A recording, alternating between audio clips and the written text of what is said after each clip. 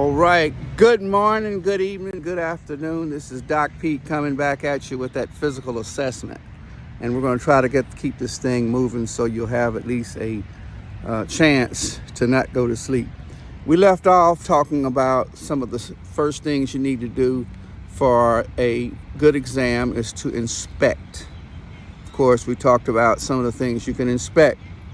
One thing I left out was the nail bed. Let me show you a nail bed, okay? That is a nail bed, excuse the condition. Because you see how it's getting white? That's another way for you to check cardiac output. See how fast it comes back. You can use yourself as normal as long as your cardiac output is normal. Remember, we talked about the thenar and the hypothenar area. Here is the thenar by the thumb, TH, and the hypothenar by the small finger, okay? Some of the areas that you can also push down and then watch how quickly they come back as to inspection. Now, the rest of that exam we've talked about for your first exam involves inspection, palpation, percussion, and auscultation.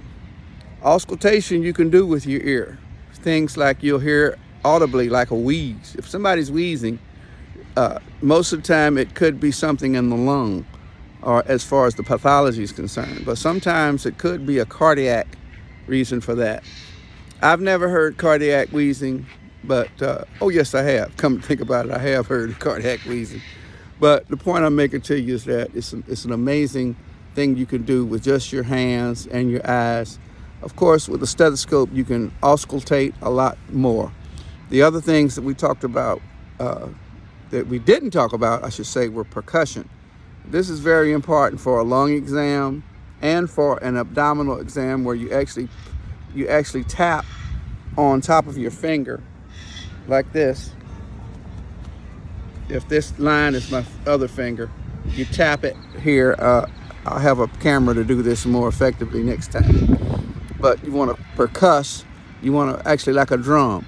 You want to just tap basically on one finger on top of the other, with your finger being in this position, so you'll get a good hammer-like action. And listen for some sounds to a normal lung, and then you can go ahead and listen to some listen to some sounds of an abnormal lung. The other thing we talked about we got a little bit into vital signs, as I recall. This is part 2 of the physical assessment. Vital signs are very vital. You need to know what the respiratory rate is. As I said in review, count it for 30 seconds. Don't count it for just 15, count it for 30. And also that goes for the pulse too. Count it at least one time for 30 seconds. I mean, how long is 30 seconds? Even when I was seeing 125 patients a day, I'd always check the nurses to see if they got a respiratory rate, because you can pick up something very, very, very quickly if you get a very fast respiratory rate that's above the 12 to 14 that it's supposed to be. That's 12 to 14 breaths per minute. Okay, let me just say something about the rest of the vital signs. Of course, your temperature you can take with an automatic temperature, as well as the blood pressure. You can take one of these newfangled ones. I just got me one. That compliments of one of the pharmacies. But what I'd like for you to do is make sure that you learn how to take a blood pressure with the other cuff. I'm talking about the old cuffs that are not automatic and that are not digital. The reason why it's important is because you may run out of batteries. You may be in a place where a lot of people are taking blood pressures and they don't know how. So they're using the digital ones. And basically you can be the first one to discover some significant differences between the two, but more than that, you can be the one to basically understand what the blood pressure is if you don't have an automatic cuff. Okay, so it's kind of important that you know how to do that. Let me just go over it with you. You want to put that cuff around, and I wish I had my cuff with me. You put the cuff around the arm above what's called the antecubital fossa. That's where the elbow bends on the inside. That's the antecubital fossa. That's also where you put your stethoscope. But you want to put the cuff above the antecubital area, and you squeeze it till you get to about 160 or 170. I don't think you're going to be getting too many pressures above that. And then what you'll do is, once you get it up, in terms of pushing it forward, or let's just say clockwise, you gradually bring it back counterclockwise until you hear a sound like this. That's the sound of the pulse actually beating through the cuff and its pressure. You're watching the pressures on the sphygmomanometer. You're watching that pressure. But as you see it break through, it's going to sound like that. Excuse me for making spitting sounds, but it sounds just like that. As it's squeezing past, it's going to make that sound like almost like I want to say a murmur, but you won't know what a murmur sounds like yet.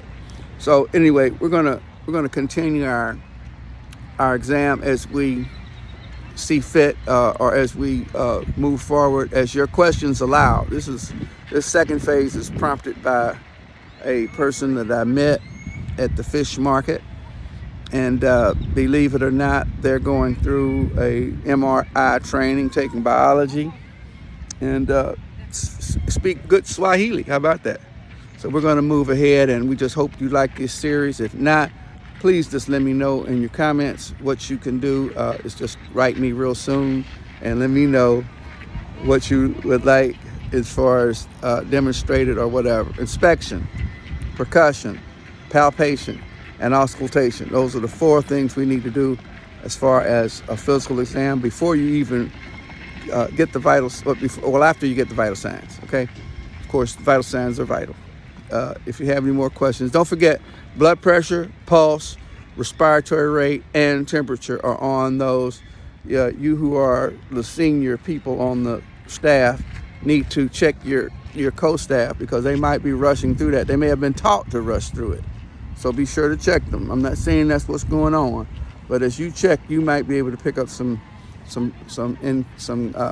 abnormalities that they didn't pick up and that they missed. Okay, that'll end this part 2 of physical assessment, and we'll get a little bit more deeper, and I think we need to get into some extremity injuries. Let me say this. If you think somebody has a broken bone and an extremity, you need to take that pulse. And I forgot to show you where the pulse is taken. You see my watch here, and it's right there, right in that area is where the radial artery is. Let me show you again.